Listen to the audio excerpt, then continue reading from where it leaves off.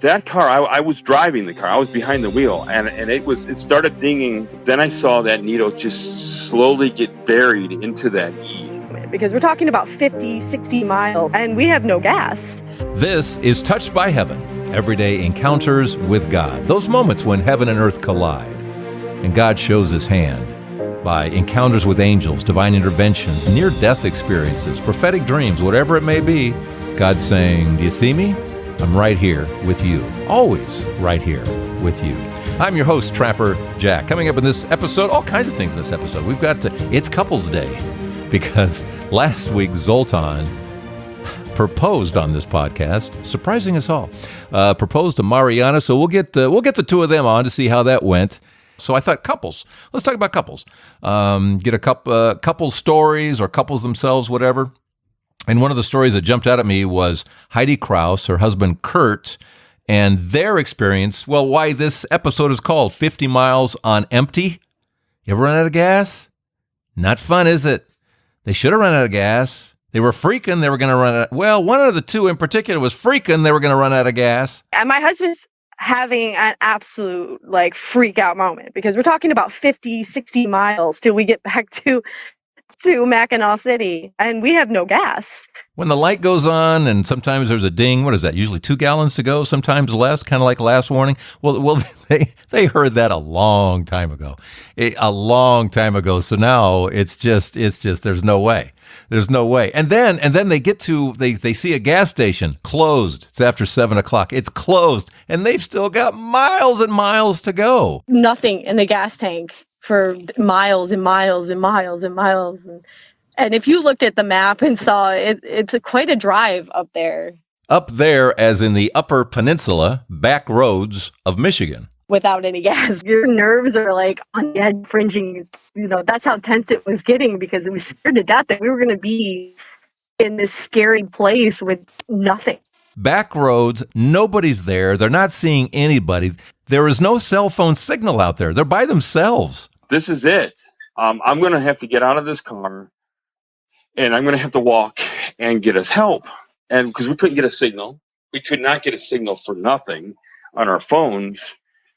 And that car, I was driving the car. I was behind the wheel, and it started dinging, and then I saw that needle just slowly get buried into that E. And I said, there's no way we're going to make it, because there's nothing here. And there wasn't, with that needle buried in the E. And you went 50 miles on nothing? Yes, on nothing. Wow. There was nothing in that gas tank. My husband was having such a fit, because he was terrified, because we couldn't call anybody. If our car died, we're on an isolated road with nobody, nothing, and no way of contacting anybody. We could have had to walk. But she just kept saying, everything's going to be all right. Everything's going to be fine. I said, well, I'm glad you feel that way, because I'm telling you, this car should be stalled right now. And how did she explain? How did she explain that it was going to be okay? What was that? Prayer. And I just gave him the sign of the cross, and I'm like, we're going to be okay, pointing up, and I can talk to him. I'm making gestures and signs. And fortunately, perhaps, Heidi has laryngitis, so she can't, be yelling back and forth with Kurt. All she can do is sign language and the sign of the cross. She kept doing this and looking up, I'm praying, we're fine. She just said that she asked for it, and it's going to happen. That we're not going to be stuck. We're not going to be left for dead on those back roads. And there was nobody in sight for I don't know. I don't think we saw a car. But we did see the birds. And she kept pointing out the birds. There was a crow everywhere. And every time I saw a crow, I felt better. I was like, okay, there's another crow. There's another crow. There's another crow. Crows? Can't say I get the crow thing. You like crows? Me either.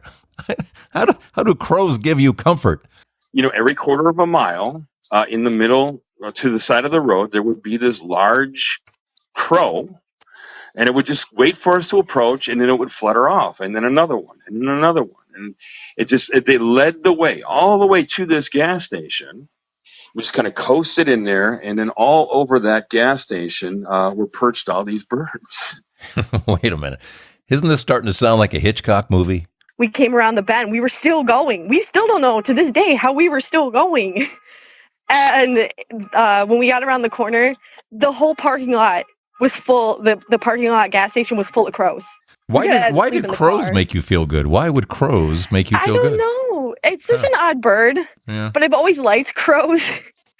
And they just seem to be following us. No way of getting out. But God got us through that. And I just had that faith. It was going to be fine. I said, okay. All right. I believe. But I didn't. That was another. I felt like it was another test of faith. She had all the faith for all. She had faith for all of us there, and it led our way all the way there. It's crazy. So, it's a crazy. Yeah, it's one of those stories where you get the eyeballs rolling on that one. You know that. Yeah.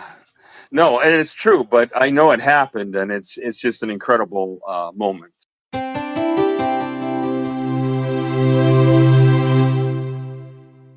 Somehow, with the power of prayer, a little help from crows, Spirit of Hitchcock, somehow they made it all the way. Thank you, Heidi and Kurt, here on Touched by Heaven, Everyday Encounters with God. Another couple story. This has to do with Linda and Joe. Now, Linda's been on the podcast before. Actually, this is her third time. She's my hygienist. This woman has stories, great stories. And tell me if this doesn't sound like an angel. I think we're getting a little help from an angel on this episode. And when she was having a seizure, this was about 18 years ago when this happened. But it was like yesterday. It was like yesterday. What happened? Yeah, I had a seizure. They don't know why I had the seizure. So Joe called the ambulance, and we went to the hospital, and they took me back and were taking all sorts of x-rays and everything, and the doctor came out and said he didn't know if I had brain cancer, I could have a stroke, I could have epilepsy. They had no idea. So Joe he went up to radiology with me, and he was in the waiting room, and he put his head down, and he was crying, and somebody came up to him, and a lady came up and sat next to him and put her hand on his shoulder and said, "What's the matter?" And he told her, they don't know what's wrong with my wife, blah, blah, blah, blah, she could have cancer, she can have this. And the lady looked at him and touched him on the shoulder and said, "She's going to be okay." So then when he went to wipe his eyes and picked his head back up, she was gone. There was nobody there. And so he's like, she was there and she was gone, and she couldn't leave because I was sitting right there, and it was a matter of seconds. So... And this was in a room? This was in the waiting room, and he was the only one in there because it was the middle of the night. Was his immediate thought that was an angel? What did he immediately think? He had no idea. He was like, he thought he was going crazy because he said that he heard, and she touched him. So he didn't know who she was, didn't look familiar. These are questions that I asked him when we talked. So... At what point did the conversation about, well, maybe this was somebody that wasn't a human? Right. Yeah, it came up quite, well, he was more worried about me first, but it came up, I don't know, about a week after I got home and everything, and he was telling me the story. Yeah. And then did you mention maybe it was an angel, or how did yeah, he said that. He's like, that was your guardian angel, that was mine, telling me that it was, that you're going to be okay. And you've been fine since? Did nothing like that happen since? Mm-mm. Isn't that beautiful? Wow. No. Great story. Yeah.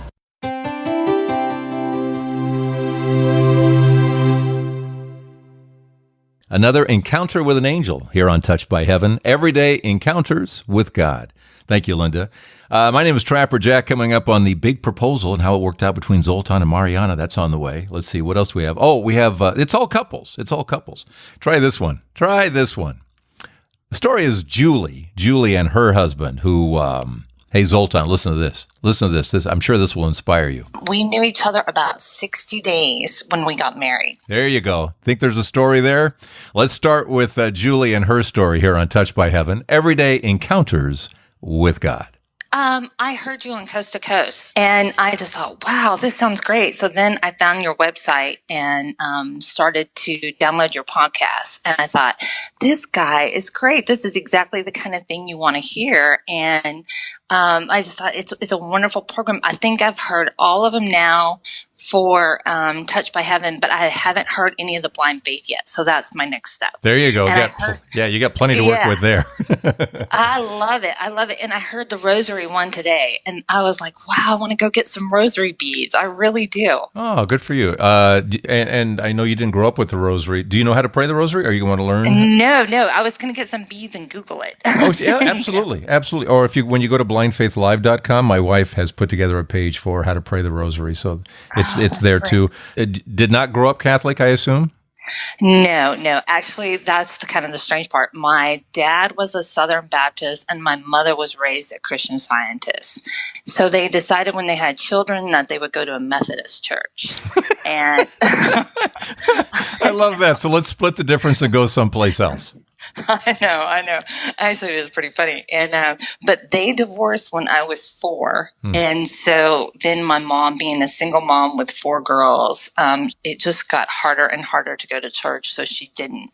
We were always taught about God, but we didn't go to church. And so I would say, growing up, I had the head knowledge of God. I had a great example of a mother who was very giving and kind, but I did not have a relationship with God till later in life. Yeah. And how did you find your relationship? Well, it really came, and I will say my husband was raised a Catholic, but had left the Catholic Church before I met him. I left school and joined the Army, and that's where I met my husband. And we knew each other about 60 days when we got married, and which was really, really fast. And he is just an amazing, intense, passionate person, and I just was overwhelmed when we first got married. I mean, marriage is hard. Question. Are you normally this spontaneous that after, 60 days or so, let's get married? No, it was crazy. I think my husband was very persistent. He was. Yeah. They even joked at work. They called it the daily dozen. I mean, I got like a dozen red roses every single day, and he was very persistent, very smitten, and he was though. You're gonna laugh. Our first date, we sat and watched black and white Andy Griffith together, and my mother's like, oh my gosh, that's corny, but we had so much fun together. I hope Barney Fife was in it. Yes, of course. Well, okay, then it was worth it. Okay, as long as you had the Barney episodes. Worth it, right? Okay, I mean, because Gomer's not enough. You'd have to have a full Barney on that one. Not enough. I know. Yeah, exactly. And we laugh about that now, but when we tell people, we bonded over Andy Griffith, they're like, oh my gosh. Nip it in the bud. Nip it. And so that's when I really first started to reach out to God and pray and go to church with my husband, but it was sporadic at best. And then right after we got married is when I was diagnosed. I had a miscarriage and was diagnosed with uterine cancer. And then after the cancer, I really put a far more intense effort into seeking God and learning and going to church and making that a part of my life. Yeah. Boy, there's nothing like that to bring you to God, is there? I mean, there's nothing like it. There isn't. I mean, that's one of the blessings is the fact of how it directs you, Absolutely. Yeah. No, in fact, it was a good thing in my life that you're right. It really brings you to God quickly. You're down on your knees. And that's when, I absolutely, know I heard from God in the middle of a prayer. She heard something. I was praying and asking God to take the cancer and, to help my marriage in the middle of all this. And I heard a voice. And again, I don't know if it was outside my head or inside my head say, I will care for you. And it was a male voice. And it was just a simple, I will care for you. And that was it. But when it came to the chemo, I was never sick. people tell me about, you may have vomiting, you may have all these things happen to you. And literally, I was never sick a day on chemo. One of the difficulties for Julie was that her husband just wasn't into the faith thing like she was. She liked going to church. He was like so-so. And if he did go, she sang. He didn't, that kind of thing. She liked Christian radio. He didn't. And it bugged her. And so she just kind of kept after him about that come on, you should be liking this stuff too, kind of. And then she realized she was nagging him.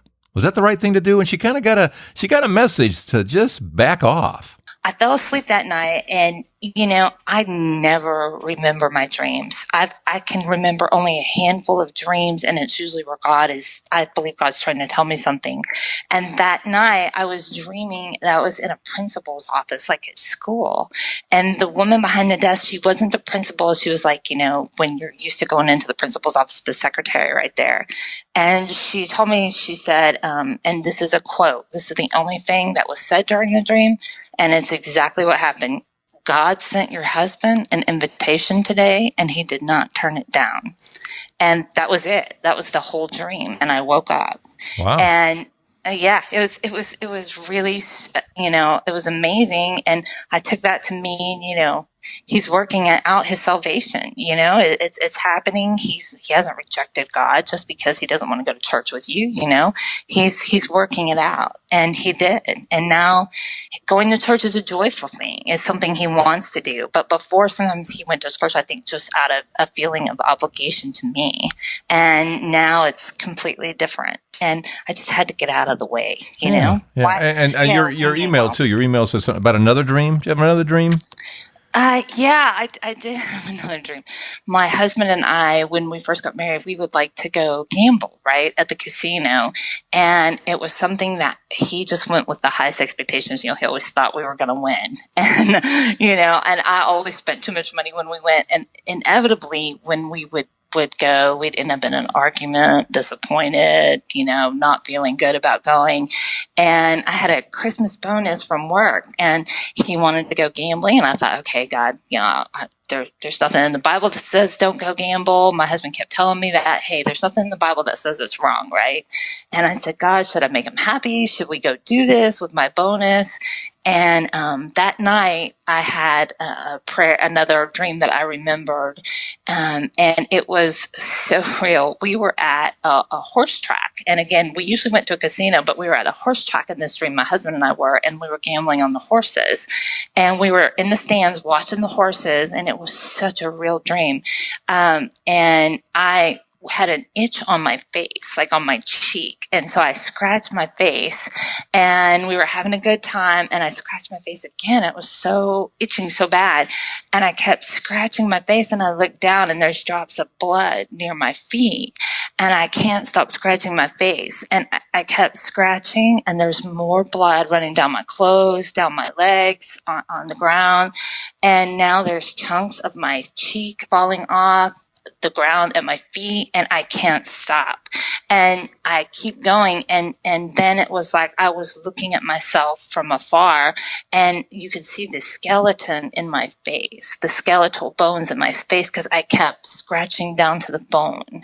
And that's when I woke up, and I felt very assured that I should not take the bonus and go gamble, and that gambling and this issue of money with us when we did go gamble was like a wound. I was wounding us if I went, and like a soul wound. And that's the way I understood that dream, is him telling me, don't do that. Well, as you said, I can't stop. You just said that as you told the story, and I couldn't stop, and I think that's gambling. That would have been gambling for you guys. Absolutely, yeah. Absolutely. So when you told him that, did it scare him, or come on? You know what? He didn't want to go after that. And he didn't want to go that night. And since then, he's gone sporadically, but it's pretty rare. And he always goes with a budget and leaves his cards at home, his credit cards, debit cards, stuff like that. So he'll take a certain amount of cash, but he's very reserved about it now. Yeah. And I think that's why. And I don't want to go, but he, so when he does go, he's very controlled about it. Very, very controlled. Limits the losses. Yes. Absolutely. It's important to limit. It's amazing. And we know, most of the time, I always love people when they say, well, you ask them, how'd you do? Oh, we broke even. They either break even or they win. No one ever comes home and says, lost $2,000. No one ever says that, Exactly. Yeah, I'm just about break even. Yeah, or we won. Yeah, well, sure. Yeah, okay. no, it's amazing. Thank you, Julie. And if you ever get the urge again to watch hours and hours and hours of Andy Griffith. Nip it in the bud. Nip it. There you go. Let's see how the proposal worked out. Okay, and if you missed last week, I'll play a little bit of it here for you again. Zoltan Jaszka, I'll just set it up a little bit for you. He's from Hungary. She's from Romania. They met through online dating. They have a birthday that it's as close as the two countries of Hungary and Romania, which are next to each other. So are their birthdays, February 22nd and 23rd, both born in 1973. But he's been burned a couple of times, so he asked Marianna to live with him, but that he couldn't marry her. I just can't. I went through 2 divorces. I can't marry you. Right away. We have to live together for 5 or 10 years, and then we'll see. If we go through good times and bad times as well. I love you, but I can't. I just can't marry you. So, is there anything you would want to say right now to Marianna? Yes, if I may, yes, I would like to say just one simple sentence. Marianna, will you marry me? Because you're my soulmate, and I love you. Hi, Jack. How you doing? It's not how am I doing. It's how are you doing? We're doing great. Thank you. Very good. Is Marianna there too? Hi. Yes, he's here. Hello, Marianna. Hi. Marianna, did he surprise you just a little bit? Yeah, but was a shock first time, and after normal, very happy. Did you say yes? Yeah, normal. First time I think it's crazy. You are crazy. So first you just tell him he's crazy. Yeah. Yeah, and I asked her that, is this your answer? That I'm crazy? Did you answer him in the moment, or did you wait a day? Was it that night? What did you do? Yeah, but That night. Listening to your show? we are listening your show. She looked at me. What's What's going on? Well, we were concerned she was going to fall asleep, so I guess she didn't fall asleep. I ask her every few minutes, are you awake? Still awake? You better be awake. And then when you heard him say, Marianna, will you marry me? After he had told you that he wouldn't marry you for a long time. Shock. I pulled out the ring from under the bed. Oh, that's right. You were grabbing the ring, too. Oh, yeah. And by the way, I just want to say that's awfully gutsy. I could never. I know when I got married, there was no way my wife wasn't going to play a part in that. There was no way I would think that I would pick the right ring. So you're gutsy that you went and got a ring and then said, here. I think that's gutsy. That's either really gutsy or really stupid. Which one was it? Sometimes both, but But for me, well, he's big diamond. I am her big diamond. He's a big diamond. Yeah. We both are diamonds. We both are blessed. Yeah. Well, have you even talked about when? Not yet, but probably we're going to do it soon. Yeah. And I know you have God with you, and this feels like God has brought you together. Me and all the listeners, we're thrilled for you guys, and we'll keep in touch, okay? We're glad it worked out too much and that she didn't kill you the night you were listening. That was the other option. She was just going to start beating you up. But what a nice way to be proposed to. That was pretty special. That was kind of special. Thank you so much. God bless you. All right. Bye-bye. All right. Thank you, Zoltan and Marianna. And if you haven't heard last week's episode, beyond the proposals, Zoltan has some great touched by heaven moments as well. So, and this being a couple show, I was trying to think, okay, what story should I share that includes my wife Beth and me that I haven't mentioned on the Touched by Heaven series? And it's probably the knuckles thing, which some could construe as being a negative, but it's not. It was just God making a very strong statement about how Beth and I are a team in this, and just the total respect I have for her and what she has done. I mean, this is not someone who comes from putting together websites, and she's done it. And she, if I'm at an appearance, she's my eyes, and she's also the photographer, and she does so much. She does 10 times more than I do in all of these things. So the Knuckles episode was kind of an exclamation mark to her about her role, really, and about both of us. But it had to do with, there was this one particular night. It was a winter's night, and I got a phone call. It was kind of late. We had dinner late, and I got a phone call that should have gotten me and Beth out of the house to go talk to somebody about something. And I took the call, and the yada yada, and I hung up. And I didn't say, what we should do now? We should go talk to so and so about yada yada. And I didn't say it, she didn't say it, but we both in our minds are going, oh, we should go. But it was cold out, and it was getting kind of late, and didn't do it. So the next morning, I got it. When I woke up, I was doing one of those V8 moments, like, with the head, the hand to the foot. I could have had we should have done that. And I started thinking about all the possibilities if we had, and that would have been the smart thing to do. We'd have been doing God's work if we did, and all that. And anyway, we went to Mass that morning, and during the Mass, I feel what feels like a knuckle in my back between the right shoulder blade and my spine, and I'm feeling this, and I was like, I'm saying, God, if that's you, and God can get physical in these things. If that's you, I said, I'm sorry. I know I'm an idiot. I'm sorry. So we went home, and by the time we got home, it was gone. But I'm sitting here in this office, and my wife Beth comes in and goes, "Can I borrow your thumb?" I'm going, borrow my thumb for what? She says, "I've got this pain between my right shoulder blade and the spine." I went, "Oh, I know what you're talking about. I got the matching set." And she wanted some pressure put on it because it was just hurting. I said, "I don't know if this is going to help much because," and I told her why. I said, "We were supposed to go see so-and-so and talk about such and such, and we didn't do it." And she was, we both thought about it, but we didn't kick each other to go do it. And this is God's way of saying we should have. And it stuck around on her for like hours. And she's going, "How long is this going to last?" I said, "Up to 3 days." She said, "What?" I said, "Up to," and it did. It lasted 3 days. And she said, "How'd you know that?" And I said, he's big on threes. I don't know. He's big on threes. And what he's trying to tell you is that this is your thing too. No, it's your thing. I said, no, this is God's statement that it's not just my thing. This is our thing. Look at all that you do. This is our thing. We are a team in this. I can't do this without you.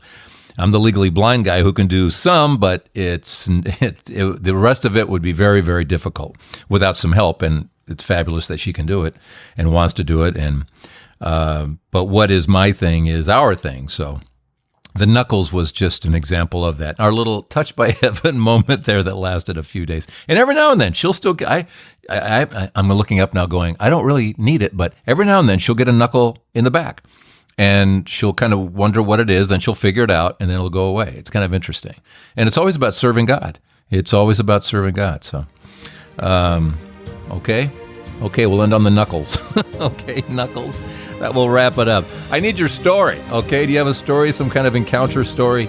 Get a hold of me at touchedbyheaven.net. Touchedbyheaven.net. And contact me there. We'll get together. We'll share stories, okay? And hopefully it'll all work out for an upcoming episode of Touched by Heaven. Everyday encounters with God. I'm Trapper Jack. Nip it in the bud. Nip it.